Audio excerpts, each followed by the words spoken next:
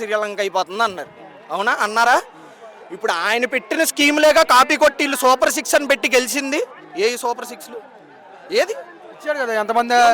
ఎంతమంది ఆడపిల్లలు నాకు రాలా, మా అమ్మకి రాలా, మా చుట్టుపక్కల వాళ్ళకి ఎరా నీకు వచ్చిందా? ఎవడికి రాలేదన్నా. ఎంతమంది పిల్లలు ఉంటే అంతమందికి అమ్మఒడి ఇచ్చాడు కదా. నాకు పిల్లలు లేరన్నా.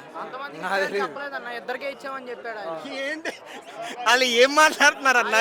ఎవడికొచ్చింది ఈ పథకాలు?